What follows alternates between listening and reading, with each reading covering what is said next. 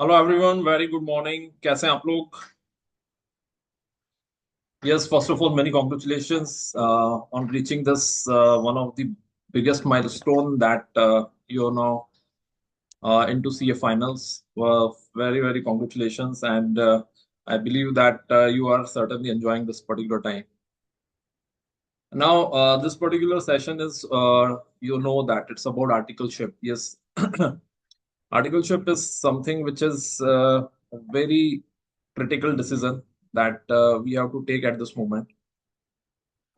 And my today's session is all about that, right? Whatever questions you people have, definitely keep those questions handy. First of all, I'll tell from my side like what all things that one has to prepare and how one has to approach about articleship. So, before I start, let me introduce myself. My name is Gunjan Shrimal, and I'm lead trainer at CampRep Training Institute, right? So, I founded CampRep in 2017, and before that, when I got qualified in 2008, I was working for large corporates in India and abroad, right? जो नाम आप देख रहे हो नीचे, right? These are all companies where I have worked in. So, इसमें सबसे पहले I started with the Bank of America. I did my industrial training from Bank of America. After that, I joined Idea Cellular as my first job. And after that, I worked for Ticona Digital. That was a startup. And then I worked for a company called as Exiata. That was in Malaysia. And my last corporate job was into Apollo Hospitals, right, as a CFO. So it has been a very long journey. And after that journey, I started a company called as CampRep. CampRep is basically into campus preparations. It's abbreviated version of campus preparations. Purely, we look for campus preparations of chartered accountants, MBA finance, MBA marketing, MBA HR, and other professionals who are looking for their first job. So करीब करीब 2500 students को हम लोगों ने उनके first job के लिए help की है. This is my first session with people like you who have who are pursuing their course. अभी तक हम लोग जितना भी डिस्कशन करते थे वो क्वालिफाइड चार्टर्ड अकाउंटेंट्स के साथ करते थे, ठीक है. लेकिन उस पूरे डिस्कशन के टाइम पर एक चीज रियलाइज होती है कि जब हम लोग फाइनल प्लेसमेंट्स की बात करते हैं तो फाइनल प्लेसमेंट्स के टाइम पे बहुत सारी चीजें कनेक्टेड होती है related to articleship. So it's very important that one should take the right decision at the right time. Results आते हैं, रिजल्ट्स आने के बाद मुश्किल से एक वीक में या 20 दिन में कंपनीज आना स्टार्ट हो जाती हैं. और जब कंपनीज आना स्टार्ट होती है उसके बाद फिर आप आर्टिकलशिप से रिलेटेड जो क्वेश्चंस होते हैं उन क्वेश्चंस को चेंज नहीं कर सकते हो, right? You can not just go back in time and change everything, right? So reason इस पर्टिकुलर सेशन को कंडक्ट करने का यही है कि हम लोग आर्टिकलशिप जो कि बहुत ही ज्यादा इंपॉर्टेंट डिसीजन होता है करियर का, उसको सही टाइम पर सही तरह से ले, right? That's the reason of conducting this particular session. So for me also, this is the first session as far as articleship points are concerned. But whatever learnings that we have got in last 5 years, when we see the final placement of chartered accountants, those which are related to articleship, I would like to share all those experiences with you, so that जब आप अपने articleship का decision ले रहे हो तो वो decision आप उस एंगल से लो जिसमें ये सब चीजें incorporated हो. और जब आपका फाइनल प्लेसमेंट्स का टाइम है तब आपके लिए कोई भी सरप्राइज ना हो, राइट? या कोई भी इस तरह का पॉइंट ना हो कि हम लोग आर्टिकलशिप के टाइम पे कुछ अलग बातें कर लेते, right? So that's the theme for today. Yeah. So whatever questions you people have, right, keep those questions handy with you. First of all, I will take the questions from my side. These are the companies, right? So मेरा मानना ये है कि ये एक journey है और इस जर्नी में हमें अल्टीमेट डेस्टिनेशन जो है उस डेस्टिनेशन को ध्यान में रख के सारे कॉल्स लेने चाहिए. So if you are qualifying as a chartered accountant for some purpose, for example, you are looking for job opportunities, you look for campus placements, right? नवंबर 27 में जब आप क्वालिफाई होगे, तब अगर आप कैंपस प्लेसमेंट्स को टारगेट कर रहे हो तो अभी से ही वो जो प्लान है वो आपका बनना चाहिए। ठीक है। तो ये वो कंपनीज हैं जो मतलब these are some of the companies, whatever companies, 200 companies which participate in campus. ज्यादा करके जो सक्सेसफुल कंपनीज है उसमें we have our students already placed over there, right. तो वो पर्टिकुलर डेस्टिनेशन को हम लोग ध्यान में रख के फिर आज का जो डिस्कशन है उस डिस्कशन को के बारे में आगे बात करेंगे। ठीक है। But yes obviously I understand कि अभी आप लोग की सीए जर्नी को 2 साल हुए हैं, राइट, 2 साल या ज्यादा 3 साल। तो बहुत ज्यादा अगर मैं टेक्निकलिटीज में जाता हूँ तो आप मेरे को अनम्यूट करके बोल सकते हो कि ये चीज हमको क्लियर नहीं है या ये पॉइंट क्लियर नहीं हो रहा है। तो कहीं भी अगर आपको ऐसा लगता है तो please do that, because as I told you like this is my first interaction with people who are looking for articleship, right. So sometimes वो चीजें थोड़ी ज्यादा टेक्निकल अगर जाती है तो फिर आप डेफिनेटली मुझे बोलें। Right.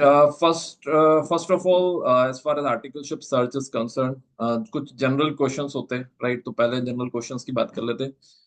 Eligibility is definitely you must be knowing that both groups has to be clear and you have to do the IT IT training and orientation programme, right, जिसको ICTSS बोलते हैं, right. That is has to be completed.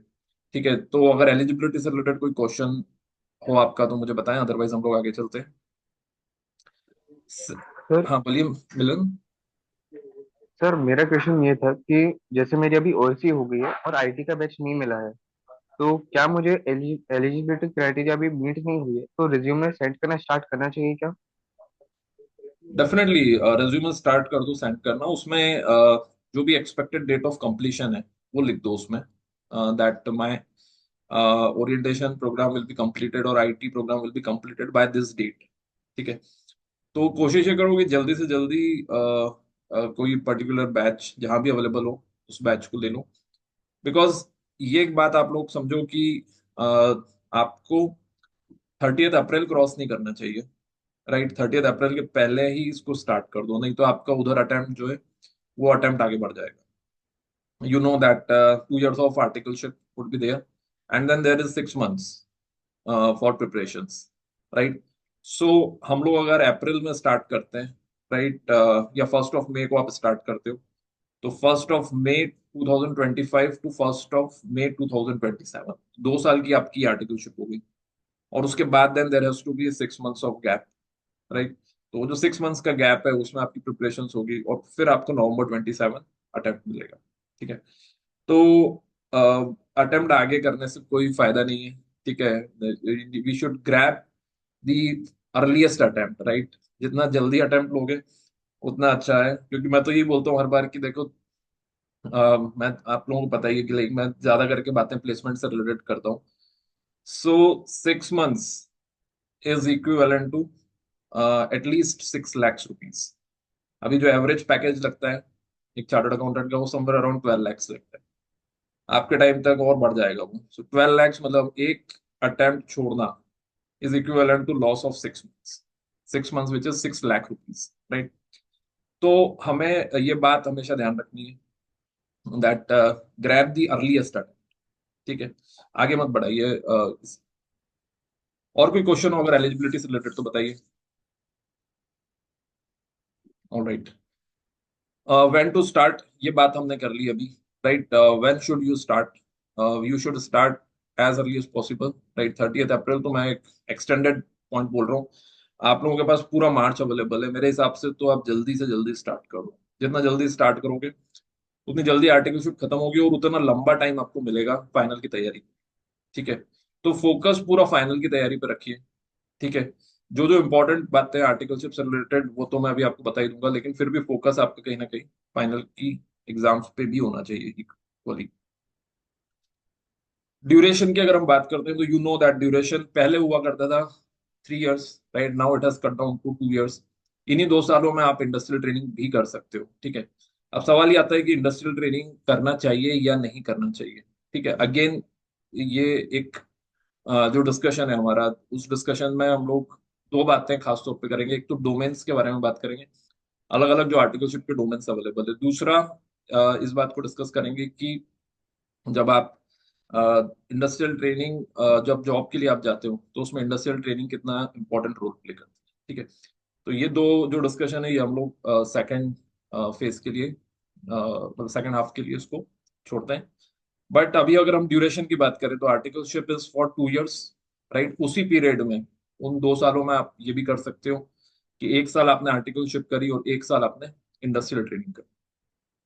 ठीक है, industrial training का जो minimum time है वो है 9 months।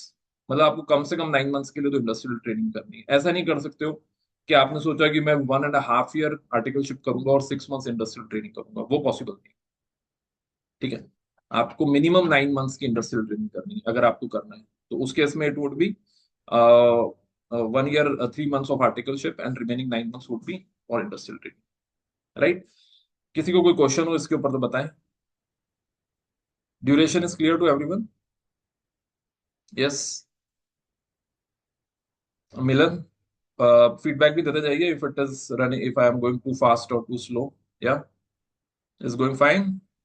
ये सर, इट्स गोइंग फाइन, समझ में भी ओके, आ रहा है सब। Okay, thank you very much.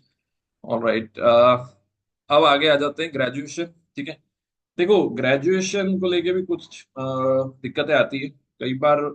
ये मैं वापस आपको वो दिक्कतें बता रहा हूँ जो फाइनल के बाद आती है।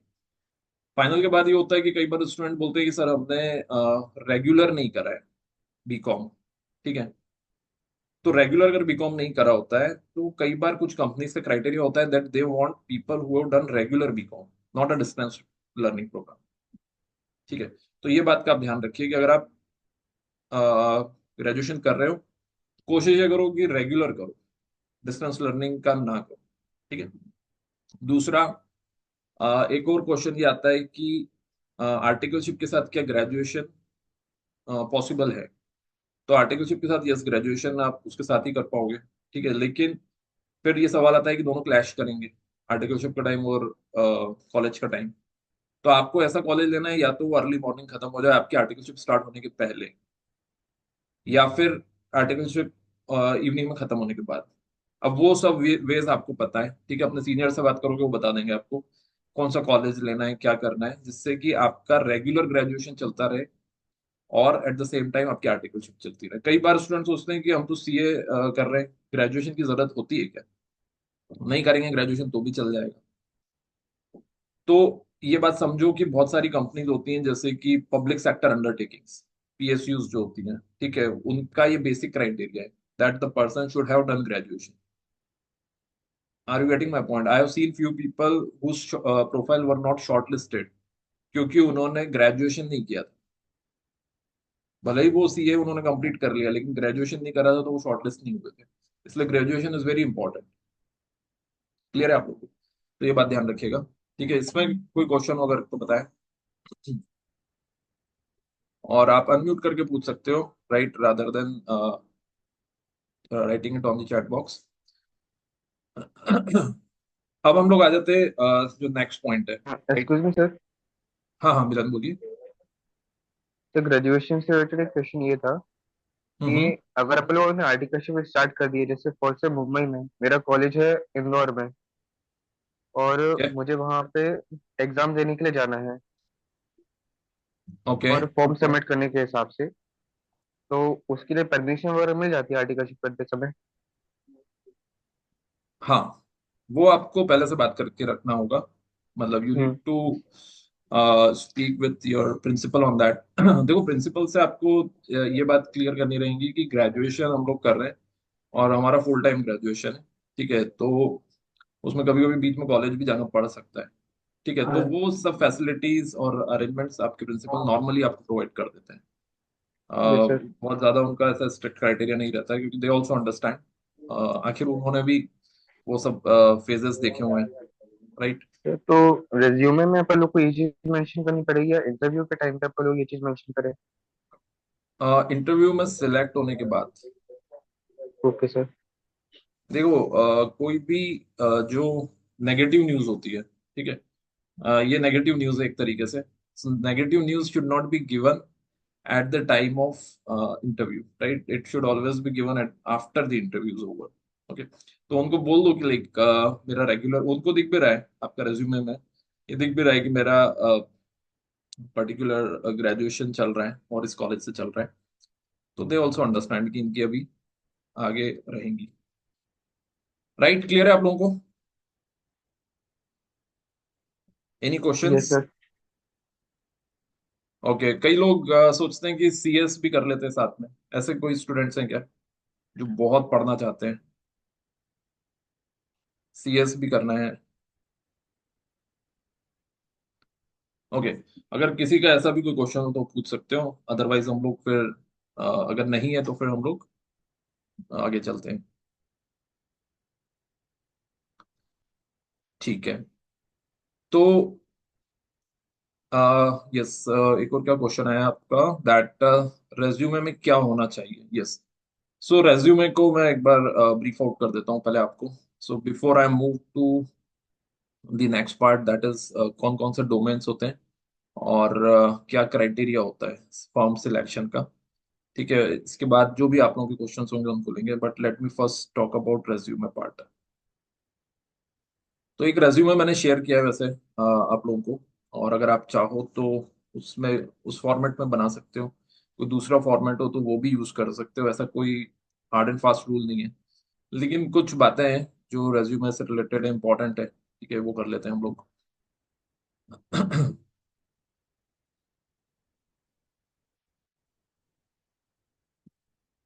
Okay, so this is the resume format.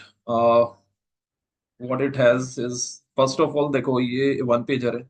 ठीक है, वन पेजर ही रखिए क्योंकि अभी यही चल रहा है। ठीक है, तो ट्रेंड के साथ ही चलना चाहिए। ओके, प्रोफाइल समरी लिख सकते हो। प्रोफाइल समरी में मैंने लिखा है in first attempt, right, clear C intermediate exam in Jan 25 in first attempt. First attempt आपको तभी लिखना है when you have cleared in first attempt. And अगर आपके मल्टीपल अटेम्प्ट है तो मत लिखिए। ठीक है, मतलब अगर आपके टू अटेम्प्ट भी है तो मत लिखिए, राइट, सिंपली लिखिए कि clear C intermediate exam in Jan 25 with exemptions in this one and all this kind of things. ठीक है, तो ये बेसिकली आ गया प्रोफाइल समरी। आ, यहाँ पर जो हम लोग ईमेल आईडी लिख रहे हैं, डेफिनेटली ईमेल आईडी अपने नाम से ही बनाइए। ओके, कई बार स्टूडेंट कुछ और नाम से बना देते हैं अगर उनको अपने नाम का ईमेल आईडी नहीं मिलता है तो, लेकिन अपने नाम से बनाइए। ठीक है, ईमेल बार बार चेक करते रहिए। ठीक है, कई बार ईमेल्स मतलब इंटरव्यूज बहुत शॉर्ट नोटिस पे लाइन अप हो जाते हैं। आपको अभी मैसेज आएगा, बोलेंगे कि इवनिंग में आपका इंटरव्यू है। ठीक है, तो ऐसा ईमेल आईडी रखो जो आपके मोबाइल में हो, उसको बार बार आप चेक करते हो। ठीक है। एकेडमिक क्रेडेंशियल्स की अगर बात करें, यस, अगर दोनों ग्रुप एक साथ क्लियर किए तो एक साथ लिख दीजिए यहाँ पे सी इंटरमीडिएट, और अगर अलग अलग करें आपने तो यस लाइक दैट। उसके बाद BCom, class 12th class 10th, right. इसमें अगर आप स्कूल का नाम लिख रहे हैं तो स्कूल के नाम के साथ अगर आपकी सिटी उतनी फेमस नहीं है तो सिटी का भी नाम के आगे स्टेट लगाओ। जैसे इस केस में इंदौर लिखा हुआ है, अब इंदौर जनरली फेमस हो गया है, राइट, स्वच्छता के कारण।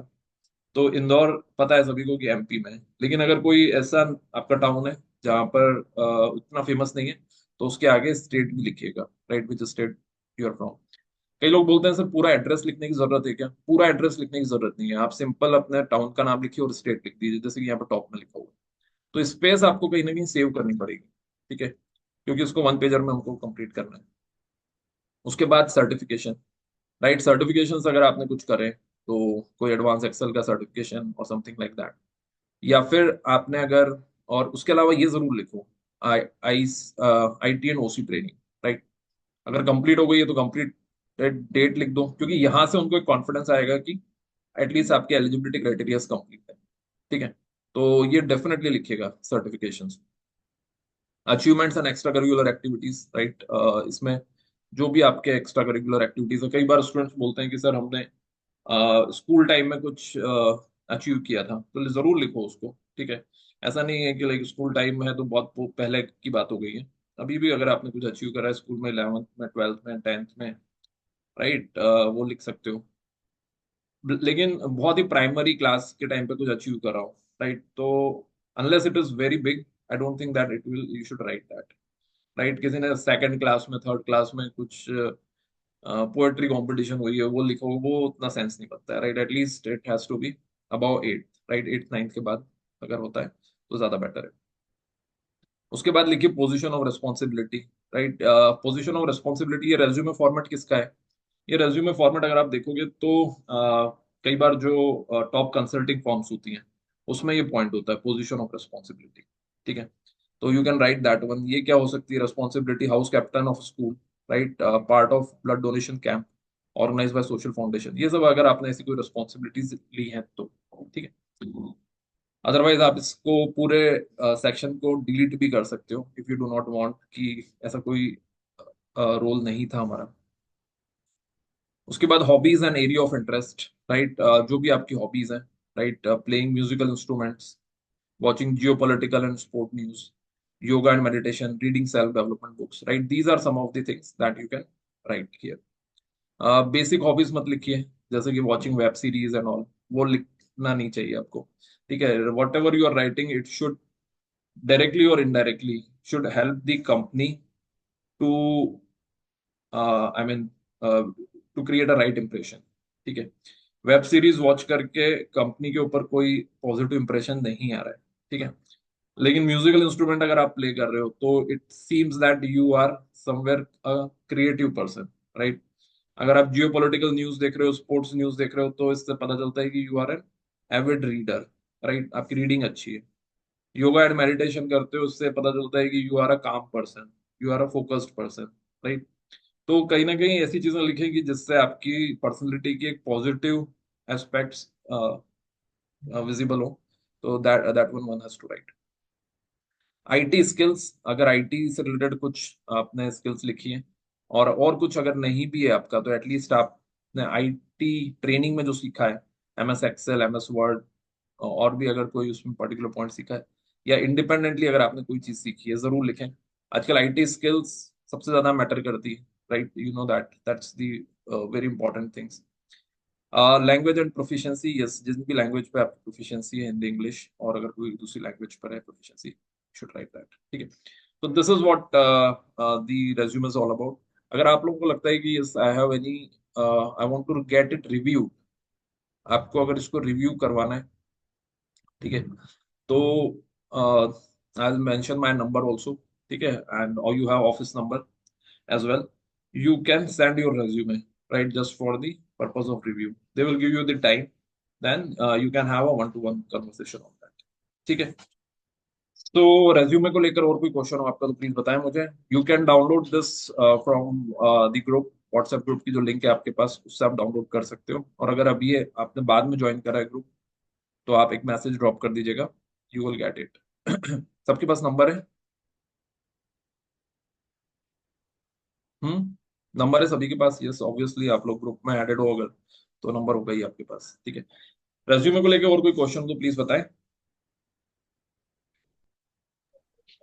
सर अगर कोई सी फील्ड में अपन लोग जैसे अचीवमेंट्स वाला आपने बोला, हम्म, तो अगर ऐसा कुछ अपन लोग को नहीं मिलता है जो अपन लोग प्रेजेंट कर सकते हो उधर, तो उस कॉलम को हटा सकते हैं क्या? हटा सकते हैं, लेकिन देखो कुछ ना कुछ यहाँ पर जरूर देखो, just try to figure it out.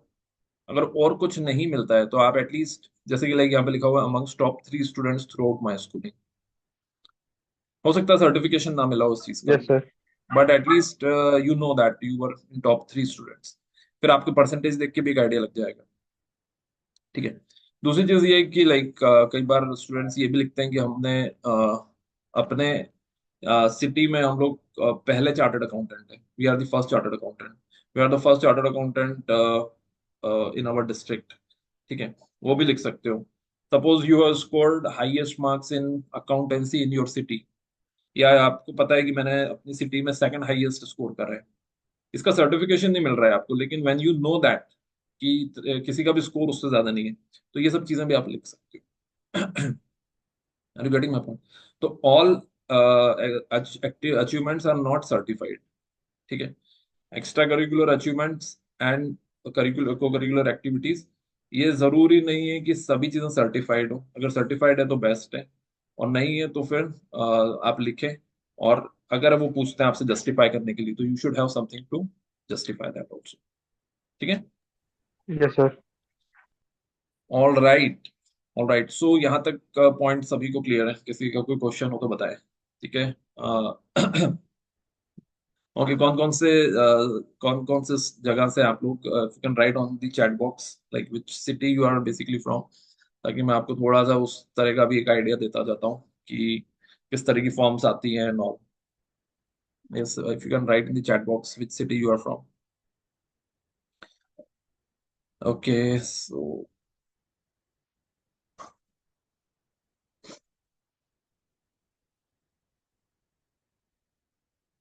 Okay, very good. Alright. Okay, in Indore. Okay, nice. So most of you are in Indore. Okay, great, great. Indore, around Indore, or maybe around Rajasthan. ठीक है, great. तो अब आप लोगों को ये एक point है जो समझने जैसा है, that is various domains, right. बहुत सारे कंफ्यूजन्स होते हैं इससे रिलेटेड। ये मेरे ख्याल से प्राइमरी पॉइंट है हमारे डिस्कशन का आज। ओके, तो इसका जो स्टार्टिंग पॉइंट है, राइट, हम स्टार्टिंग पॉइंट पर आ जाते हैं, that how you are going to decide about the articleship search। ठीक है, बहुत सारे मुझे नहीं लगता है कि आर्टिकलशिप सर्च करने में such there is a problem. ठीक है, बिकॉज रिक्वायरमेंट बहुत है। अभी तक आपने मार्केट में एक बार असेसमेंट तो कर लिया होगा इतने दिनों में कि ये तो बात आपको समझ आ गई होगी कि हमारी डिमांड तो बहुत है मार्केट में। People are looking for articles. ठीक है, now you have to decide which firm I would like to go for. ठीक है, तो डिमांड अगर आपकी अच्छी खासी है तो अब आपके पास चॉइस है। ओके, और उस चॉइस के लिए जो थॉट प्रोसेस है वो क्या थॉट प्रोसेस रखना है। ठीक है, तो पहला जो थॉट प्रोसेस है that is you want to start your career with job, और you want to start your career with practice. ठीक है, ये क्लैरिटी अगर आपको है तो बहुत अच्छी बात है। जॉब से स्टार्ट करना है, and what I am talking about is not कि आप फ्यूचर में क्या करते हो, मैं बात कर रहा हूँ कि आप स्टार्ट कहाँ से करें। What is the first thing that 2027 में जब आप चार्टर्ड अकाउंटेंट बनोगे तब आपका पहला करियर का स्टेप क्या होगा? आप कंपनी में जॉब करोगे या आप प्रैक्टिस के लिए स्टार्ट करोगे, right? That is the question that you should ask yourself. क्योंकि अगर ये बात आपको क्लियर है अगर, तो बहुत इजी हो जाएगा आपके लिए आर्टिकलशिप डिसाइड करना। लेकिन अगर आपको क्लियर नहीं है, ठीक है, तो फिर मान के चलो कि 80% there is a possibility that you will start with job. अगर आपको क्लियर नहीं है कि किससे हम लोग स्टार्ट करने वाले हैं, तो 90% स्टूडेंट्स आजकल जॉब से ही स्टार्ट करते हैं, तो आप भी जॉब से ही स्टार्ट करो। आप बोल सकते हो कि नहीं सर, मेरा प्लान ये है कि मैं 2 साल जॉब करूंगा और उसके बाद मैं प्रैक्टिस में जाना चाहता हूँ। ये भी हो सकता है, तो वो भी फर्क नहीं पड़ता। मेरा सवाल आपसे ये है कि आप स्टार्ट किससे करो। ठीक है, आप बाद में प्रैक्टिस में जाओगे लेकिन स्टार्ट तो जॉब से ही कर रहे हो। तो if the start is in the job, right, then how you should proceed about your articleship search। ठीक है, तो अगेन जैसा मैंने आपको बोला कि the approach should always be top down approach rather than bottoms up। Top down approach क्या बोलती है? टॉप डाउन ये बोलती है कि मुझे पहुंचना कहाँ है। तो मुझे पहुंचना है, आज के कंटेक्स्ट में बात करें तो मोर देन 20 lakhs पर एनम के पैकेज। ठीक है, आज के जो चार्टर्ड अकाउंटेंट्स हैं, आज के मतलब जो नवंबर 24 में जो चार्टर्ड अकाउंटेंट्स बने हैं, उनका जो टारगेट है वो टारगेट ये है कि like I want to reach to 20 LP, 20 lakhs पर एनम। ठीक है, क्योंकि ये 20 lakhs पर एनम में कंपनीज आती है, बेस्ट मल्टीनेशनल कंपनीज आती है, best of the lot, best MNCs, best opportunities.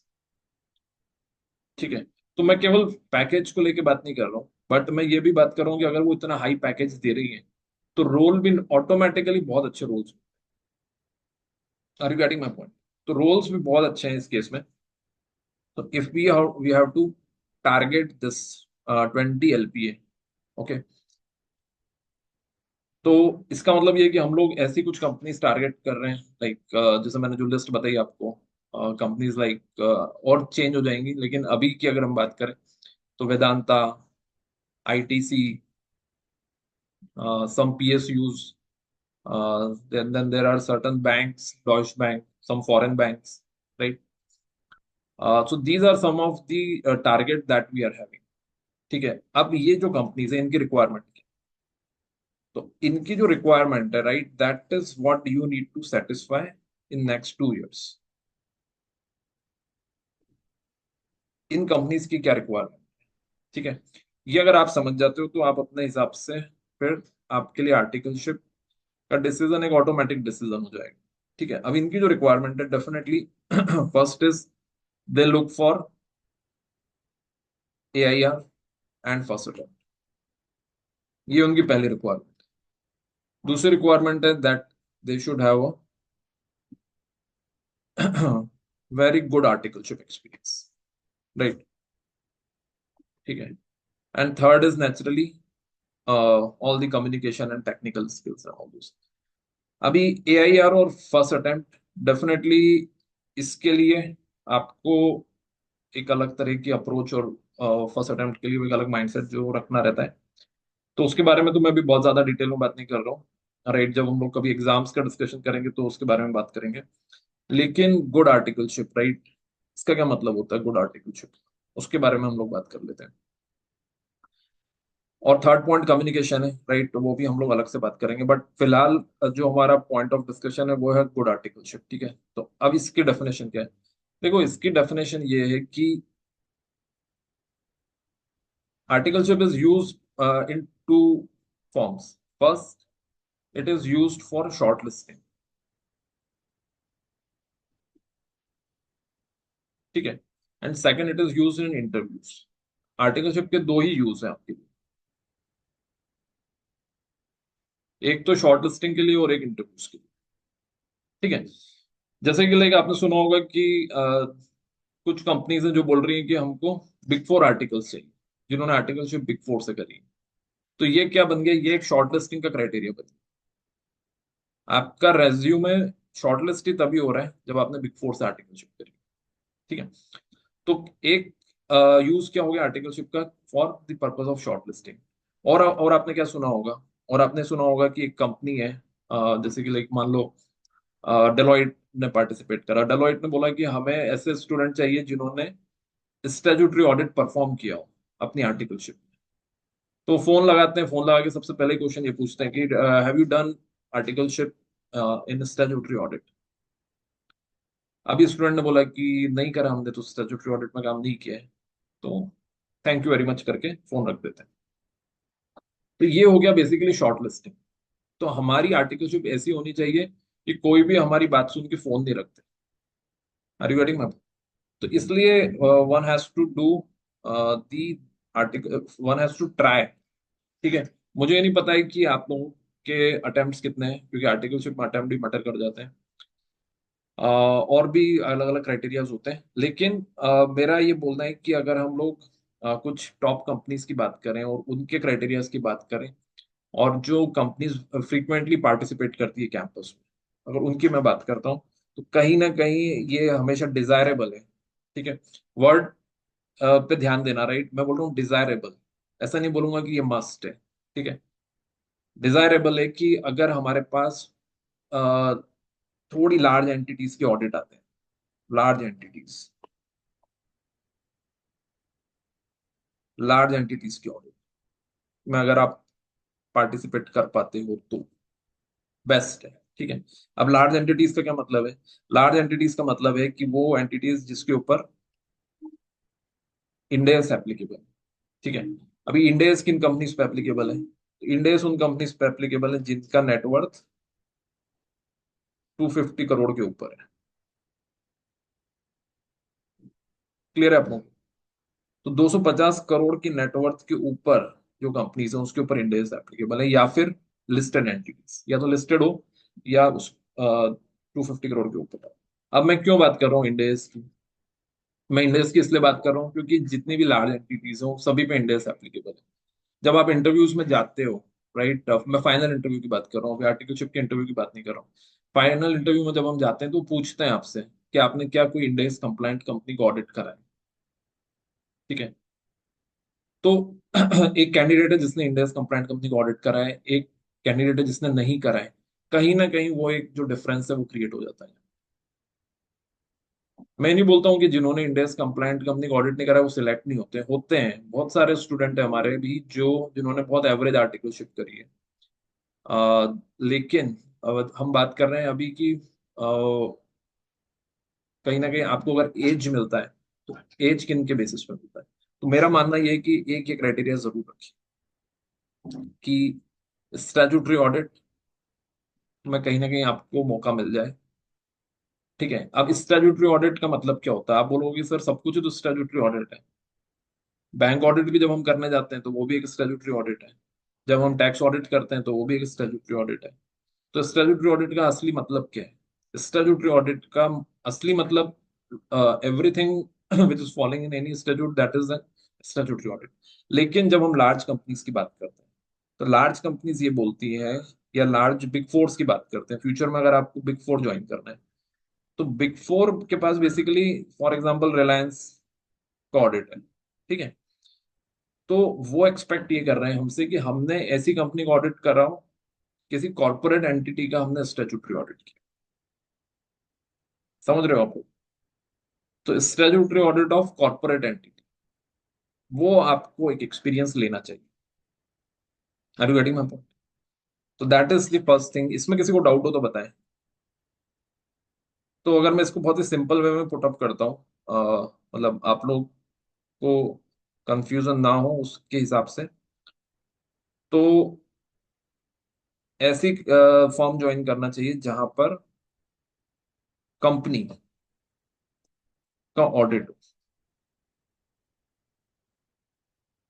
Desirable है, दैट इज। और अपने आप को फिर उसमें आप इन्वॉल्व भी करो। ठीक है ना, उस कंपनी के ऑडिट। और ये कंपनी अगर लिस्टेड हो तो और अच्छी बात है। ठीक है। बिकॉज 30% जो जॉब ओपनिंग्स आती है वो कहीं ना कहीं ऑडिट फील्ड में आती है। तो ये एक फ्यूचर में हमको दिखेगा कि आज हम ने लिस्टेड एंटिटी को ऑडिट किया, या हमने किसी लार्ज एंटिटी को ऑडिट करा, उसकी क्रिटिकल फाइंडिंग्स ऑब्जर्व करी, तो ये सब हमको फ्यूचर में इंटरव्यूज में हेल्प करेंगे। ठीक है। तो I hope I am not going to technical. किसी को ऐसा तो नहीं लग रहा है कि बहुत ज्यादा टेक्निकल बात हो रही है? ये बात क्लियर हो रही है कि आप लोगों को? कोई कंफ्यूजन हो तो प्लीज बताएं। ठीक है। तो कंपनी का जो ऑडिट डिपार्टमेंट है, ठीक है, वो ओके। दूसरा पॉइंट ये है कि ये अगर आप कर पाते हो तो मेरे हिसाब से ये काफी बड़ी चीज आपकी सेटिस्फाई हो जाएगी। आपका शॉर्ट लिस्टिंग भी क्लियर हो जाएगा, और जब आप इंटरव्यू में बैठोगे तो वहां पर भी interview will be very happy with कि इन्होंने लार्ज एंटिटी को ऑडिट भी करा है और इनको आता भी है ऑडिट करना। ठीक है। अच्छा, इसके अलावा एक पॉइंट और ये होता है कि जब शॉर्ट लिस्टिंग, जब आप इंटरव्यू में बैठते हो तो इंटरव्यू में they look for big names. ये तो एक नेचुरल सी बात है। साइकोलॉजी क्या बोलती है? साइकोलॉजी यही बोलती है, अगर आज आपके सामने एक पर्सन है जो जिन्होंने बिग फोर से आर्टिकलशिप की हुई है, और एक पर्सन है जिन्होंने मिड साइज फर्म से आर्टिकलशिप की है, आपका भी एक नेचुरल इंक्लिनेशन उन पर जाएगा जिन्होंने बिग फोर से करी। ठीक है। तो कहने की बात ये है कि मार्केट में नाम चलता है, राइट, बड़े नाम चलते हैं, बिग नेम्स। ओके। तो रेज्यूमे में वो बड़े नाम जब आप रखते हो तो आपका रेज्यूमे भी चलता है फिर आगे। तो या तो हमारे पास ऐसे कुछ बड़े नाम हो, या फिर हमने किसी बड़ी कंपनी को ऑडिट करा। जैसे कि अभी आपके रेज्यूमे में देखोगे तो कोई भी बड़ा नाम नहीं मिलेगा आपको, क्योंकि अभी आप स्टडीज कर रहे हो। लेकिन 2 साल बाद अगर आप लिखते हो कि मैंने टीसीएस के ऑडिट में मैं इन्वॉल्व था, या मैंने एचडीएफसी बैंक का प्रोसेस ऑडिट करा है, या फिर मैंने रिलायंस का स्टॉक ऑडिट किया है, तो ये जो नाम होते हैं ये नाम आपको हेल्प करते हैं। समझ गए आप लोग? तो इसलिए ये दूसरी बात है जो आपको ध्यान रखनी। पहली बात मैंने आपको बता दी ऑडिट वाली। ठीक है। दूसरी बात ये है कि हमें कहीं ना कहीं जो नाम है, नाम चलता है मार्केट। तो जहां पर भी हमको लग रहा है कि ठीक है फॉर्म की साइज उतनी बड़ी नहीं है, लेकिन फॉर्म के पास क्लाइंट्स अच्छे हैं, बड़े क्लाइंट्स हैं, तो वो भी आप देख सकते हो। Are you getting my point? Okay, तो पहले मैं जरा एक बार आप लोगों से फीडबैक ले लेता हूँ कि जो बातें हो रही है वो कितनी कितनी आप लोगों को समझ आ रही है। उसमें कोई क्वेश्चन हो तो मुझे बताएं। मिलन, आशी, सर समझ में आ रहा है। आ रहा है ना? ठीक है, बट मुझे ये भी पता है कि आप लोगों के दिमाग में पैरेलली ये भी चल रहा होगा कि फिर ये फॉर्म कहाँ मिलेगी, और इस फॉर्म के बारे में पता कैसे करेंगे। ठीक है, ये सब सवाल भी आते हैं दिमाग में। ठीक है, तो कोई बात नहीं है, उसके बारे में भी हम लोग बात करेंगे अभी। First of all, what you are looking for, that you should be very clear. ठीक है। अच्छा, स्टडीज के टाइम पे क्या क्या होता है, मुझे मतलब मैं अपना एक्सपीरियंस बता रहा हूँ। स्टडीज के टाइम पे ये होता है कि मेरा स्कोर डायरेक्ट टैक्स में अच्छा है, तो एक काम करता हूँ, मैं डायरेक्ट टैक्स में आर्टिकलशिप कर लेता हूँ। मुझे डायरेक्ट टैक्स में इंटरेस्ट भी आता है, राइट? तो मैं डायरेक्ट टैक्स का सोच लेता हूँ। तो हम लोग ऐसे सोचते हैं। ये है बॉटम्स अप अप्रोच, कि हमको जो समझ आ रहा है कि लाइक ऑडिट अच्छा लगता है क्या, या टैक्स अच्छा लगता है। लोग नॉर्मली ये पूछते हैं कि तुमको किस में इंटरेस्ट आता है। अब ये इतना डिफिकल्ट क्वेश्चन है जिसका आंसर अच्छे अच्छे लोग नहीं दे पाते, कि तुमको किस में इंटरेस्ट आता है। तो जो बिल्कुल ऑनेस्ट स्टूडेंट होते हैं वो तो बोल देते हैं कि हमको किसी में इंटरेस्ट नहीं है, हमको तो पैसे में इंटरेस्ट है। अल्टीमेटली सीए इसलिए कर रहे हैं ताकि मनी और रेस्पेक्ट आए। ठीक है। तो और actually speaking, this is what is the real scenario. Real scenario यही है कि आपके सामने तरह तरह की कंपनीज आएंगी। जब आप चार्टर्ड अकाउंटेंट बन जाओगे, तब आपके सामने अलग अलग कंपनीज आएंगी। एक कंपनी टैक्स के लिए आएगी, एक कंपनी फाइनेंस के लिए आएगी, एक कंपनी ऑडिट के लिए आएगी, एक मिक्स प्रोफाइल लेके आएगी। तो जब वो इतनी तरह तरह की प्रोफाइल्स लेकर आ रही है, तो हम किसी को मना थोड़ी कर रहे हैं कि हमको इसमें नहीं जाना है या उसमें नहीं जाना है। तो आज ये बात सोचना कि हम आज से ही अपना फ्यूचर डिसाइड कर लें, वो एक बहुत ही डिफिकल्ट सिचुएशन है, और उस डिफिकल्ट सिचुएशन में नहीं जाना चाहिए आप। मैं ये बात देखता हूँ, कई लोग ये बोलते हैं स्टूडेंट्स को कि डिसाइड करो कि किस में इंटरेस्ट है, किस में करियर बना। तो अभी स्टूडेंट ने तो अपना करियर, अपनी स्टडीज स्टार्ट ही करी, वो कैसे डिसाइड कर सकते? Are you getting my point? लेकिन शुरुआत ही गलत करवाते हैं। स्टूडेंट्स को बोलते हैं कि देखो तुम सोचो कि टैक्स में जाना है आगे या ऑडिट में जाना है, वो स्टूडेंट कैसे बताएंगे? अभी तो उन्होंने कुछ एक्सपीरियंस किया ही नहीं। जो चार्टर्ड अकाउंटेंट बन चुके होते हैं, आर्टिकलशिप कंप्लीट कर लेते हैं, वो भी नहीं बता पाते हैं कि हमको किस में जाना है। तो फिर इस स्टेज पे स्टूडेंट से पूछना ये वाला सवाल ही बहुत डिफिकल्ट सवाल है। ठीक है।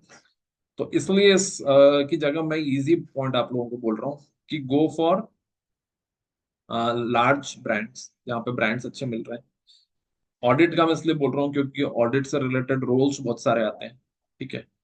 और जब हम लोग ऑडिट कर लेते हैं तो हम financial reporting, statutory audit, bank के क्रेडिट मैनेजर, तीन चार रोल्स के लिए तैयार हो जाते हैं। ठीक है। तो इसलिए वो भी एक पॉजिटिव पॉइंट रहता है। ठीक है। तो दो बातें क्लियर हो गई आपको। Go for look for some of the large corporate audit assignments. Second, look for large brands. ठीक है, that is one thing that you should keep in mind. अब आपको ये होगा, एक और सवाल जो स्टूडेंट का होता है कि सर क्या हमको uh, सब कुछ मिल सकता है? तो सब कुछ मिल सकता है, ये एक बड़ा नेचुरल सा सवाल होता है कि हमको तो ऐसी फॉर्म दिलवा दो जिसमें हमको ऑडिट भी मिल जाए, ऑडिट में स्टैट्यूटरी ऑडिट मिल जाए, इंटरनल ऑडिट मिल जाए, बैंक ऑडिट मिल जाए, टैक्स ऑडिट मिल जाए, फिर थोड़ा टाइम बाद हमको मिल जाए डायरेक्ट टैक्सेशन। ठीक है। फिर थोड़ा डायरेक्ट टैक्सेशन करने के बाद हमको मिल जाए इनडायरेक्ट टैक्सेशन, और उसी के साथ में फाइनेंस भी मिल जाए तो मजा आ जाएगा। ठीक है। और इसमें हमको ये भी चाहिए कि प्रेशर ज्यादा नहीं होना चाहिए, राइट? जो मेरा एक टाइम है कि मेरी क्लासेस मैनेज हो जाए। ठीक है। क्लासेस से मुझे कॉम्प्रोमाइज नहीं करना है, क्योंकि मेरा फिर से ये फाइनल का अटेम्प्ट। तो काम भी मेरे पास उतना ही होना चाहिए, ऐसा कोई बहुत प्रेशर वाला भी काम नहीं होना चाहिए। ठीक है। और स्टाइपेंड तो डेफिनेटली बेस्ट होनी चाहिए, स्टाइपेंड पे तो मैं कॉम्प्रोमाइज कर ही नहीं सकता हूँ। ठीक है। और सिटी कौन सी चाहिए, तो सिटी तो जो सबसे कंफर्टेबल सिटी हो सकती है, ठीक है, क्योंकि मुझे क्लासेस भी करनी है। ठीक है। तो ये थॉट प्रोसेस से कुछ भी आगे नहीं बढ़ेगा। समझ रहे हो आप लोग? सब कुछ नहीं मिलेगा। अगर बिग फोर में जाना है, लार्ज फर्म्स में जाना है, तो मल्टीपल रोल्स नहीं मिलेंगे। और मल्टीपल रोल्स चाहिए अगर, ठीक है, तो फिर लार्ज फर्म्स छोड़, फिर छोट मिड साइज स्मॉल साइज इस टाइप की फॉर्म्स लेना पड़ेगी। तो पहले तो कुछ ना कुछ कॉम्प्रोमाइज करने के लिए रेडी हो जाओ, नहीं तो हम लोग ढूंढते ही रहेंगे, बेस्ट कुछ भी नहीं है। जो मैंने आपको बताया ना, ये एक इमेजिनरी सिचुएशन है जिसमें बेस्ट ऑफ द वर्ल्ड सब कुछ मिल जाए। ठीक है। तो ऐसा कभी भी नहीं होगा। ओके। दूसरा सवाल ये है कि क्या ये जरूरी है कि हम सब फील्ड में काम करें? जरूरी बिल्कुल भी नहीं। अगर ऐसा होता तो बिग फोर के जो आर्टिकल्स हैं उनको जॉब ही नहीं मिलती, या लार्ज फर्म के आर्टिकल्स को जॉब ही नहीं मिलती, क्योंकि उन्होंने तो 2 साल नहीं, पहले तो 3 साल तक उन्होंने एक ही फील्ड में काम किया। तो उनको जॉब कैसे मिल गई फिर? उन्होंने तो एक ही फील्ड में काम करा, एक ही क्लाइंट पे काम करा, मिली है ना उनको जॉब, और अच्छी मिली है जॉब। ठीक है। तो ये दिमाग से सबसे पहले निकालना पड़ेगा कि आर्टिकलशिप कर रहे हैं तो हमको अलग अलग अलग अलग अलग फील्ड में जॉब एक्सपीरियंस लेना ही है। ठीक है। ऐसा कुछ भी नहीं। ठीक है। आप एक फील्ड का भी एक्सपीरियंस ले रहे हो, बड़े ब्रांड्स आ रहे हैं आपके रेज्यूमे में, that that is more than sufficient. ये बात अच्छे से समझो, नहीं तो आप लोग मतलब बहुत सारी अच्छी चीजें भी छोड़ देते हो कई बार। बहुत सारी अच्छी अपॉर्चुनिटीज मिलती है, लेकिन उन अच्छी अपॉर्चुनिटीज को भी हम लोग इसलिए ग्रैब नहीं करते हैं कि कहीं ना कहीं दिमाग में ये पॉइंट रहता है कि यहाँ तो हमको एक ही फील्ड का एक्सपोजर मिल रहा है। ठीक है। यस। थोड़ा सा इसको इंटरैक्टिव बना लेते हैं। यस, बाकी लोग भी थोड़ा थोड़ा बताते रहे, अगर आपके ऐसे कुछ कंफ्यूजन है तो उनको उनको अभी के अभी क्लैरिफाई करो। इससे मैंने देखा है बहुत सारे स्टूडेंट्स अच्छी अपॉर्चुनिटीज छोड़ देते हैं। ठीक है। हाँ आशी बताइए। यस, अनम्यूट करिए आप।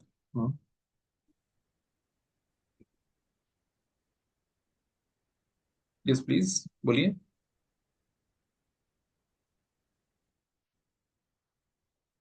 Okay.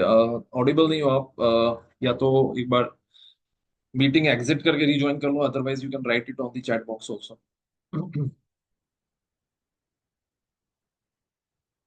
Okay.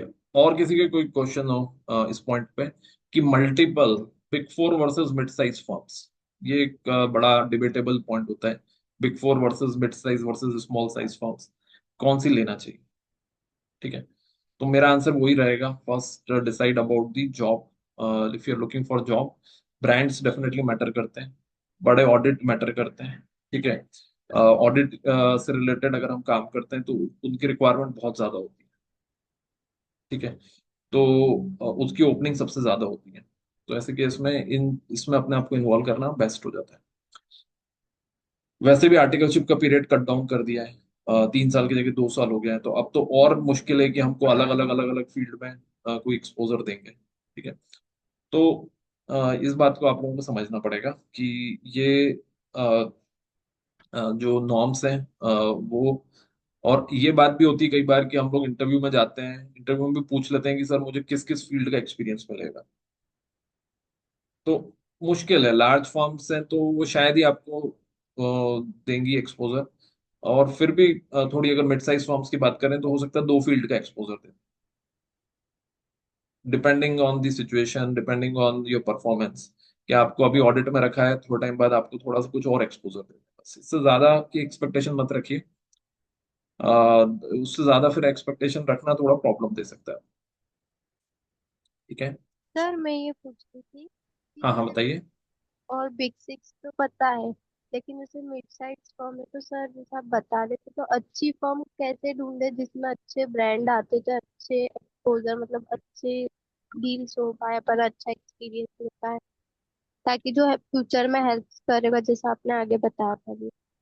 Yes yes yes yes, that's a very good question कि लाइक हम लोग फॉर्म्स कैसे सर्च करें जो अच्छी फॉर्म्स है और उसके बारे में पता भी कैसे लगाएं। तो ये एक अच्छा जेन्युइन क्वेश्चन है। देखो क्या होता है कि हम किसी भी जिसमें सिटी में आप हो, ठीक है, उस सिटी में करीब करीब अगर थोड़ी सी लार्ज सिटी की बात करें, जैसे इंदौर की बात करते हैं अगर, तो इंदौर में minimum to minimum 10 to 12 firms आपको थोड़ी लार्ज स्केल की फॉर्म्स मिलेंगी। 10 to 15 फॉर्म्स। थोड़े लार्ज स्केल का मतलब ये है कि उनके पास लिस्टेड क्लाइंट हो सकते। ओके। अब अभी आप लोग सर्च के ऊपर जब हम लोग आएंगे कि जॉब आर्टिकलशिप सर्च कैसे करना है, उस बार उसके टाइम पे मैं बात करता हूँ। लेकिन उसके पहले ये बात है कि उस उनके बारे में पता कैसे लगाए। तो उनके बारे में पता लगाने का सिंपल तरीका है कि उस फॉर्म में जो लोग काम कर चुके हैं उनसे बात करके ही उस फॉर्म को ज्वाइन करो। अब आप बोलोगे कि ये कैसे पता लगे कि उस फॉर्म में कौन काम कर रहे हैं। तो ये सारी जो बातें हैं, ये सारी बातें वहीं पर आके रुकती है कि आप कैसे आर्टिकलशिप सर्च करो। ठीक है। तो मैं शॉर्ट में आपको उसके बारे में भी बात कर लूंगा। ठीक है। तो कहने की बात ये है कि हमको end of the day before we join a particular organisation we have to talk to the person who has already worked over there. या तो वहाँ के एक्स आर्टिकल हो, या फिर वो वहाँ पर एम्प्लॉय हो, या वहाँ पर और कोई पार्टनर हो। मतलब हमको उस फॉर्म के बारे में आइडिया लेकर ही ज्वाइन करना चाहिए। ठीक है। तो अगेन इस बात को हम लोग थोड़ा आगे बढ़ाते हैं कि जो आर्टिकलशिप है, गुड आर्टिकलशिप की डेफिनेशन वो आप लोगों को थोड़ी क्लियर हुई है। ठीक है। अब इसके साथ में ये भी है कि हमको एग्जाम्स भी देनी है। ठीक है। तो एग्जाम्स के लिए मुझे टाइम भी चाहिए। तो फॉर्म ऐसी भी होनी चाहिए जो मुझे थोड़ा टाइम भी दे, ऐसा ना हो कि बहुत ज्यादा हेक्टिक हो रहा हो। तो उसको लेके देखो, मेरे पर्सनल व्यूज बता रहा हूँ आपको। कई बार इस कारण से स्टूडेंट्स क्या करते हैं, बहुत बड़ी फॉर्म्स ज्वाइन नहीं करते हैं, क्योंकि उनको लगता है कि यहाँ तो छुट्टियां नहीं मिलेगी, टाइम नहीं देंगे वो लोग। तो मेरा आप लोगों से सवाल ये है कि फिर सबसे ज्यादा रैंक्स जो आती हैं, फाइनल में रैंक्स, वो मेट्रो सिटीज से क्यों आती है? मेट्रो से सबसे ज्यादा रैंक आने का कारण क्या है? जब उनके पास टाइम ही नहीं है, वो दिन भर आर्टिकलशिप में लगे हुए हैं, तो सबसे ज्यादा रैंक्स क्यों आ रही है? तो उसका सिंपल पॉइंट ये है कि आपके पास जितना टाइम होगा उतना ज्यादा खर्च होगा। ठीक है। समझ रहे हो आप? जिसके पास जितना ज्यादा पैसा होता है उतना ज्यादा वेस्ट भी होता है, ये भी आपने देखा है, राइट? और जिसके पास जितना कम पैसा होता है वो उतना उसको सोच सोच के यूज करता है। तो ये वही बात है। आपके पास अगर लिमिटेड टाइम है तो आप उसको बहुत वाइजली यूज करोगे, बहुत इफेक्टिवली यूज करोगे। I did my GMCS from Mumbai. मैंने अपनी जीएमसीएस मुंबई से करी थी, उसके बाद मैंने 7 years मुंबई में जॉब किया है। तो I M in touch with lot of people who build their career in Mumbai. ठीक है। तो मैं बता सकता हूँ आपको कि वो जो एक स्ट्रगलिंग टाइम होता है उनका, उस स्ट्रगलिंग टाइम में उन्होंने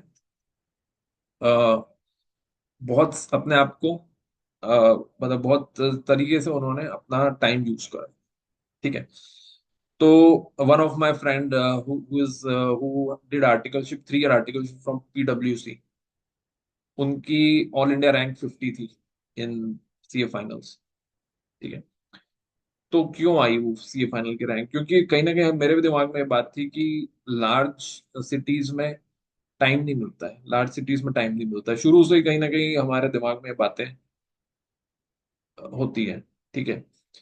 तो ये बात भी आप लोग अपने आप को चैलेंज करो, अपने आप को अपने जो प्री कंसीव नोशंस हैं उन सबको चैलेंज करो। क्योंकि देखो ये बातें कोई नहीं करता है नॉर्मली, हम लोग फ्रेंड्स के साथ भी बात करते हैं, उनके पास भी लिमिटेड नॉलेज होता है इन चीजों का।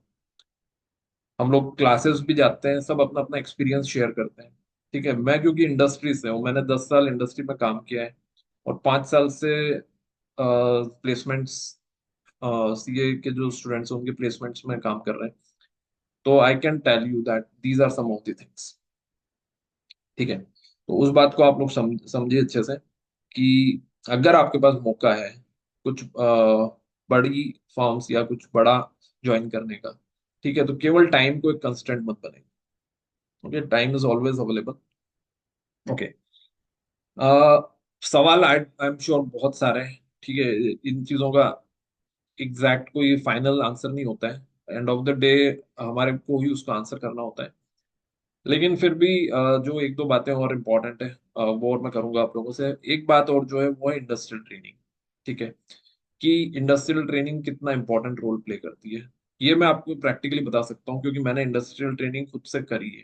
ठीक है, जब हम लोगों के टाइम पे मैंने एक ट्रेंड देखा था, कोई भी इंडस्ट्रियल ट्रेनिंग नहीं करता था। I think I was the only person in my entire batch who did industrial training.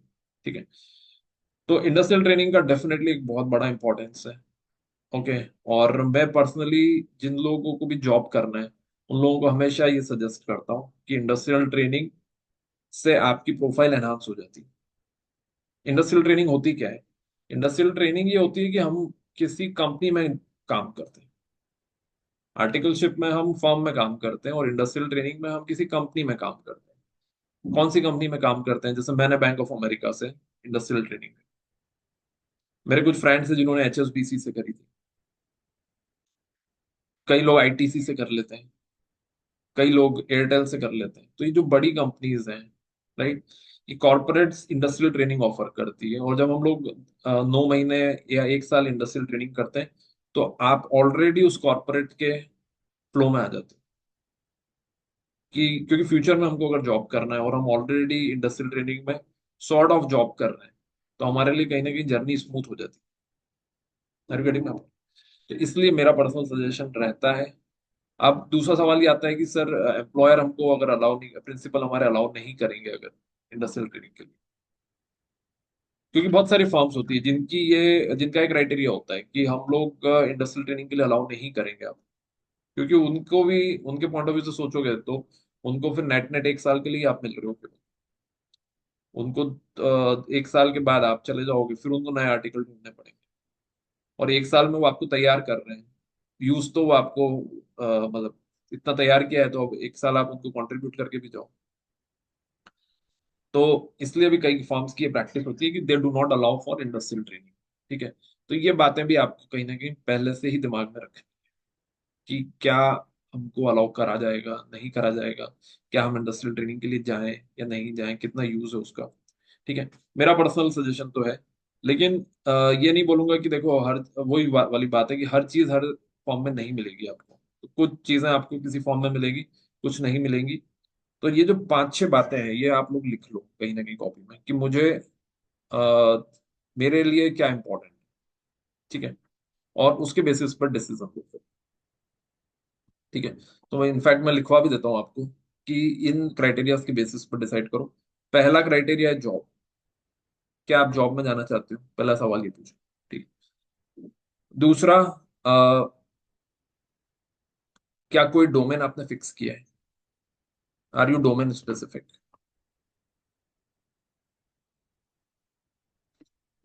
अगर डोमेन स्पेसिफिक हो, ठीक है, तो बात अलग है। लेकिन नॉर्मली स्टूडेंट डोमेन स्पेसिफिक नहीं होते, तो कोई बात नहीं, अच्छी बात है। मेरे ख्याल से डोमेन स्पेसिफिक इस स्टेज पे होके कोई ज्यादा फायदा नहीं है।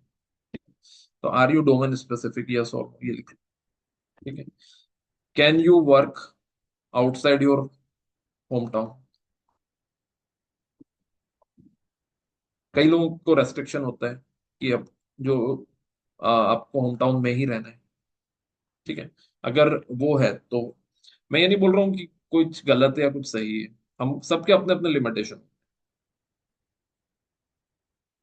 हर एक का अपना थॉट प्रोसेस होता है, हर एक के अपने लिमिटेशंस होते हैं। ठीक है, कुछ भी गलत सही नहीं है, लेकिन वी शुड नो एटलीस्ट कि क्या है हमारे हिसाब से। ठीक है, तो जॉब देख लिया आपने, फिर उसके बाद डोमेन स्पेसिफिक बात कर ली, फिर आउटसाइड योर होम टाउन ये कर सकते हो कि नहीं।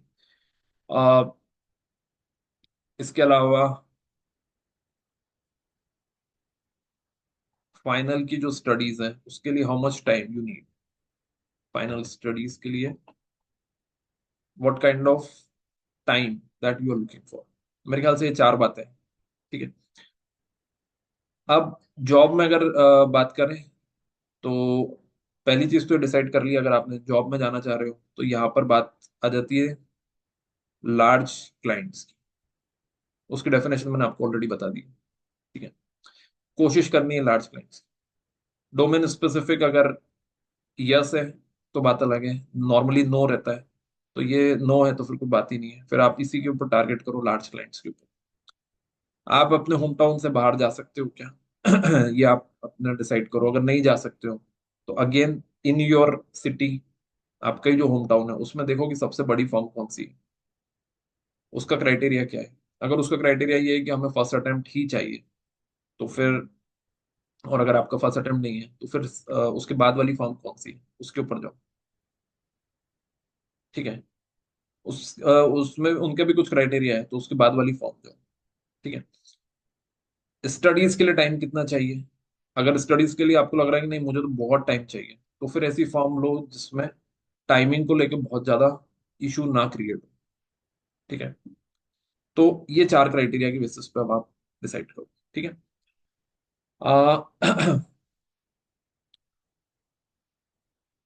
अब इसमें इंडस्ट्रियल ट्रेनिंग वाली भी बात आ जाती है कि लाइक जब हम फॉर्म में बात करने गए तो क्या इंडस्ट्रियल ट्रेनिंग के लिए हमको छुट अलाउ करेंगे? तो ये बात भी कहीं ना कहीं हमको पहले ही करनी पड़ेगी।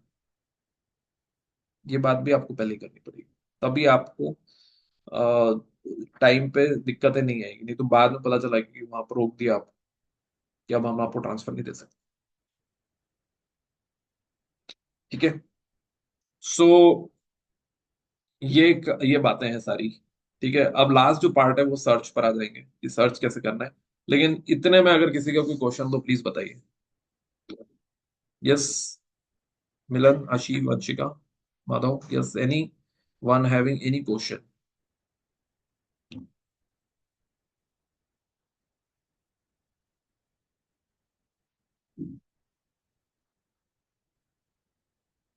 बहुत सारे स्टूडेंट है हमारे जो तरह तरह की आर्टिकलशिप करी उन्होंने, अलग अलग तरह के जॉब लिए हैं। ठीक है, अलग अलग एक्सपीरियंसेस रहे। तो हर तरह की सिचुएशंस आई हैव सीन, हर तरह की सिचुएशंस। यस, किसी ने छोटी फॉर्म से करी है, किसी ने मिड साइज से करी है, किसी ने टैक्स स्पेसिफिक करी है, किसी ने केवल बैंक ऑडिट करे हैं, किसी ने केवल सोसाइटी के ऑडिट करे हैं। सब तरह की सिचुएशंस के हिसाब से मैंने आप लोगों को जो बताया है वो उसका क्रक्स है। तो ये एक थॉट प्रोसेस रखिए। आई एम श्योर और भी क्वेश्चंस हो सकते हैं आपके जब आप वर्ड सर्च करने जाओगे। तो अब हम लोग आ जाते हैं लास्ट पॉइंट के ऊपर। लास्ट पॉइंट ये है कि हाउ टू सर्च। ओके, ये सब बातें तो हो गई। तो देखो, सर्च के लिए कोई एक स्पेसिफिक प्लेटफॉर्म तो नहीं है कि लाइक यहीं से हमको सारी आर्टिकलशिप मिल जाएगी। सर्च नेचुरली जो सबसे इजी सर्च होता है, हम सबसे पहले यही देखते हैं कि हमारे रिलेटिव्स, इस स्टेज पे तो रिलेटिव्स और फ्रेंड्स, उनको हम सबसे पहले जाके देखते हैं कि वो लोग कहाँ पर हैं, और उनके थ्रू हम लोग कोशिशें करना स्टार्ट करते हैं। ठीक है। और तीसरा ये होता है कि हम डायरेक्टली फॉर्म के पास चले जाते हैं, वॉक इन्स कर लेते हैं। डायरेक्टली हमारा रेज्यूमे लिया, और जो भी हमारी सिटी, अगर आप उस सिटी में टारगेट कर रहे हो तो उस सिटी के जो टॉप फॉर्म्स हैं उनके ऑफिसेज में जाके उनसे मिलकर आप अपना रेज्यूमे देते हो। ये सब चीजें हैं। ठीक है, तो तरीके यही हैं। इस स्टेज पे जो एक चीज हमको काम आती है वो अभी तक हमारा जो नेटवर्क है वो काम आता है। आप कितने लोगों को जानते हो, डेफिनेटली ये बहुत ज्यादा मैटर करता है इस स्टेज। कई लोग मेरे को बोलते हैं कि सर बिग फोर में क्या फर्स्ट अटेम्प्ट के स्टूडेंट की शॉर्टलिस्टिंग होती है? तो जनरली यही होता है। लेकिन मैंने देखा है कि अगर आपके पास कनेक्ट है, आप का कोई बहुत अच्छा वहां पर स्ट्रॉन्ग रेफरेंस है, तो उन लोगों को भी फिर अपॉर्चुनिटी मिल जाती है। ठीक है, तो it's more to do with how strong is your network. ठीक है, अब आप बोलो कि मेरा कोई नेटवर्क नहीं है फिलहाल। ठीक है, मैं नहीं जानता हूँ, किसी को भी नहीं जानता हूँ। तो अब आप ये करो कि सबसे पहले अपने जहाँ, जिस भी सिटी में आप जाना चाहते हो आर्टिकलशिप करने, ठीक है, कहीं ना कहीं आपने एक अपना माइंडसेट थोड़ा बहुत तो बनाया होगा कि मैं कोई इस सिटी में जाना है, इस जगह से आर्टिकलशिप करना है। ठीक है, तो उस सिटी के जो भी दूर दूर के भी कनेक्ट्स हों उन कनेक्ट्स को लेकर आओ। ठीक है। अभी मैं आपके सामने हूँ। ठीक है। तो एक कनेक्ट तो मैं ही हूँ आपके सामने। जो भी आपसे मेरे ख्याल से एज में 5 साल 10 साल बड़े लोग हैं, या 3 साल बड़े, 3 5 10 15, उन लोगों को सबको दिमाग में लेकर आओ कि ये कौन कौन है इस फील्ड से रिलेटेड, जो थोड़ी बहुत भी मेरी हेल्प कर सकते हैं। ठीक है। सोचोगे तो फिर कहीं ना कहीं कुछ ना कुछ रेफरेंस कनेक्ट्स निकलते ही है। ऐसा तो कुछ होता नहीं है कि किसी के कोई कनेक्ट ही ना हो। आप जिस क्लास में पढ़ने जाते थे उन क्लास में किसी ना किसी फैकल्टी को जानते होगे, वो फैकल्टी भी आपसे 3 साल 5 साल बड़ी है। उनसे बात करोगे, वो आपको 2 3 कनेक्ट दे देंगे। फिर जिन कनेक्ट के पास जाओ उन कनेक्ट से फिर आपको एक दो रेफरेंस मिलेंगे।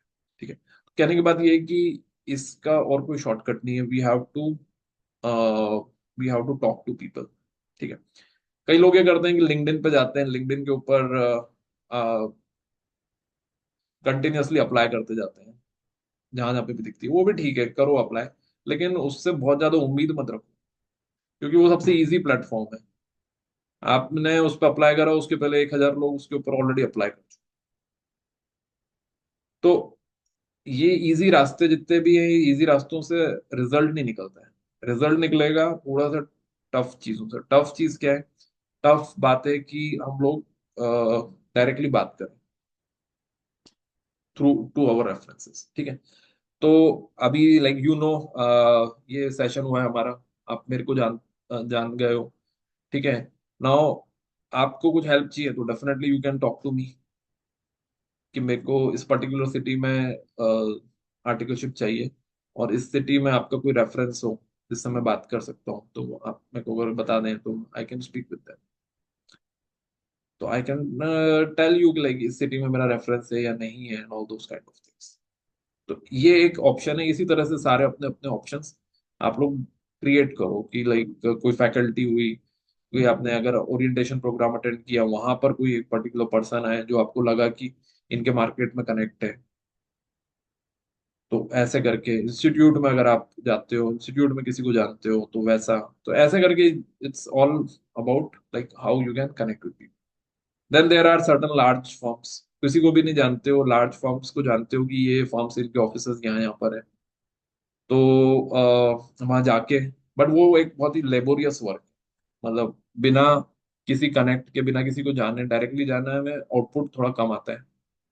तो लिंक्डइन के जमाने में तो मेरा हमेशा यही मानना है कि हमें फाइंड आउट करके ही जाना चाहिए रेफरेंसेस। किसी ना किसी से बात कर लो, और उनसे ये बोल दो कि लाइक आप एक बार बोल दो उनको कि मुझे आर्टिकलशिप चाहिए, और मैं उनसे गाइडेंस लेने के लिए आना चाहता हूँ। ठीक है।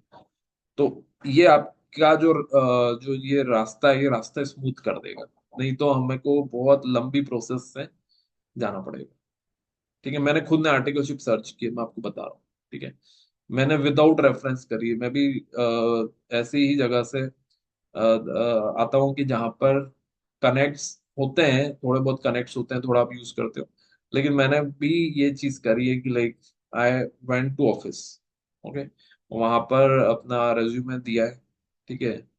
रिजल्ट का वेट करा है, एंड ऑल ऑल दिस। तो अभी इतना डिफिकल्ट इसलिए नहीं है क्योंकि दोनों ग्रुप क्लियर्ड स्टूडेंट चाहिए, तो अधिकतर ऑफिसेज में रिक्वायरमेंट। तो आपके लिए मैं वापस ये बोलूंगा कि इतना मुश्किल नहीं है। जितने आप लोग सर्च कर रहे हो उतने ही ऑफिसेज भी आपको सर्च कर रहे हैं। ठीक है। तो इट्स बोथ वेज। तो ये है चीजें। ठीक है। सर्च से रिलेटेड और कोई क्वेश्चन हो आपका तो बताइए मुझे।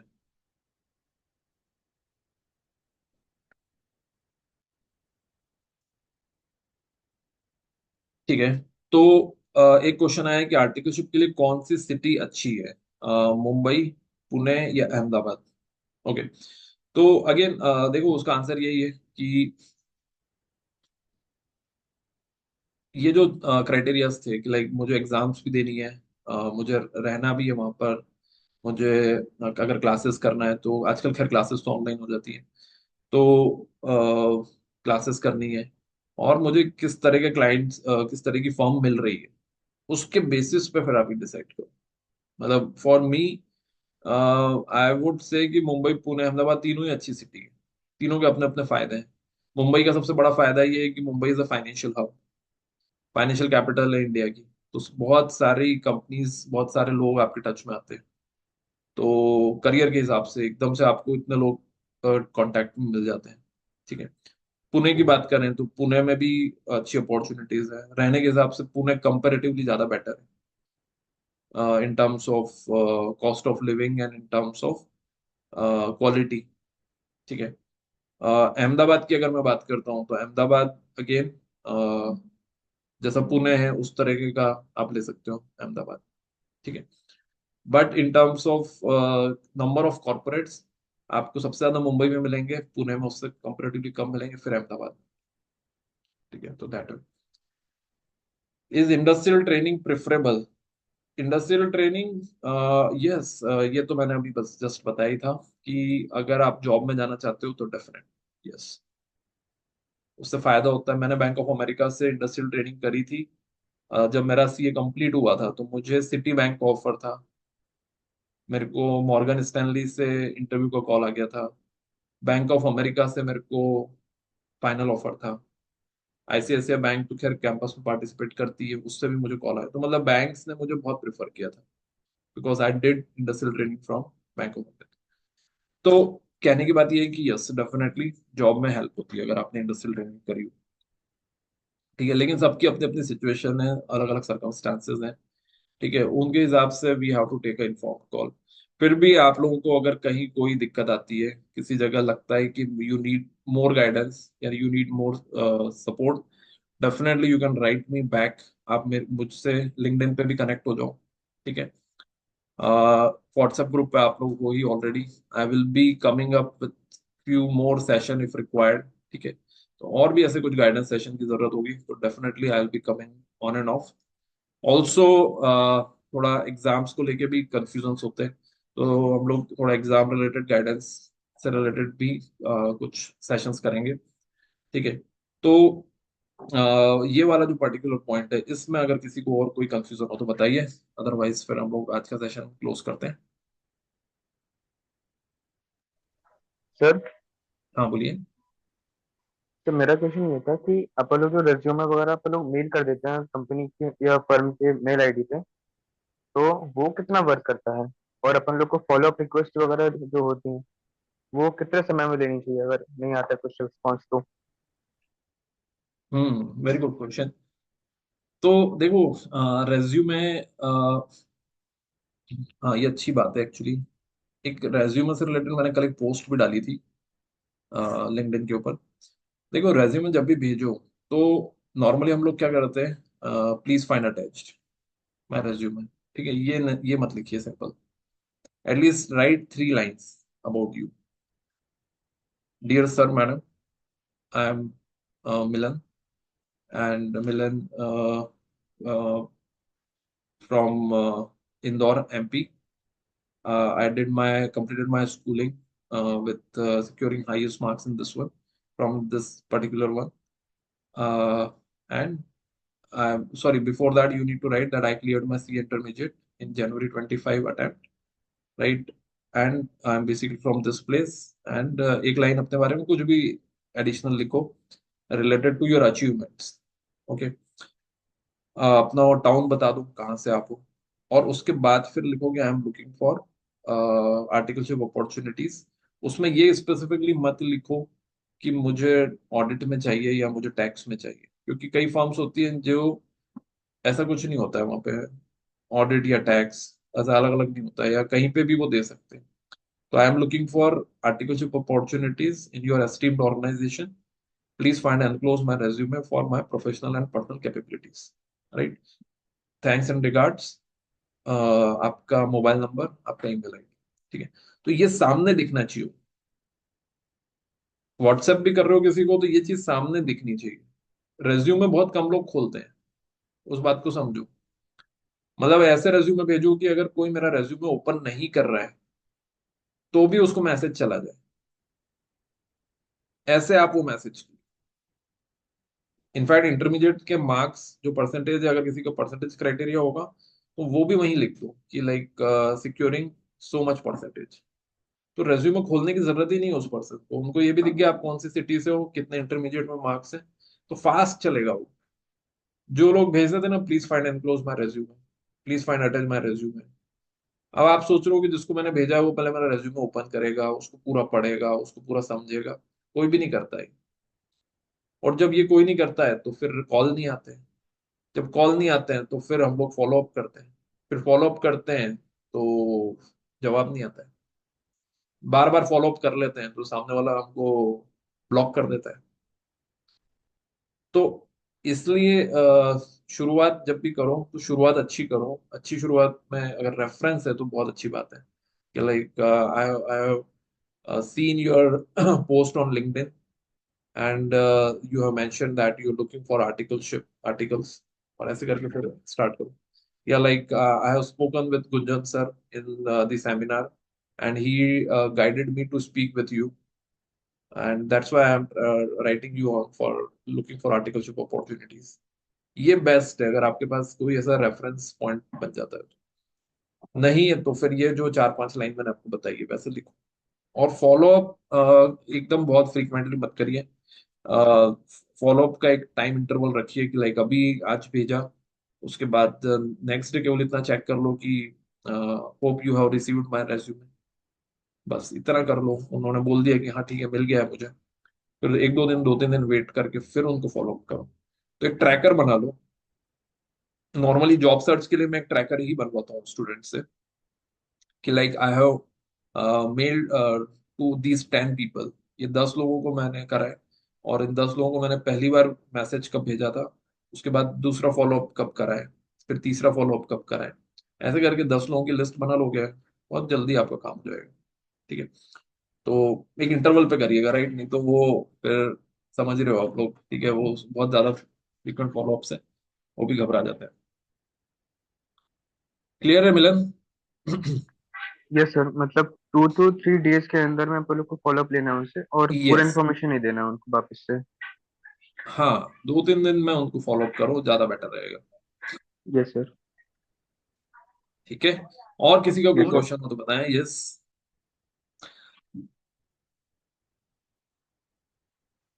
All right. So I hope that this session is got some insights, right? And you got certain new things. That's what I am expecting. Uh, this since this was also my first interaction with our, people who are looking for articleship. So definitely there may be certain things which I might have missed out, but do not worry. If you have any questions, right, definitely do write to me. Yes. So thank you very much once again for your active participation and patience listening. I wish you all the best for your career, for your exams, and for a fantastic articleship start. Yes. Thank you once again, and bye bye. Have a nice day.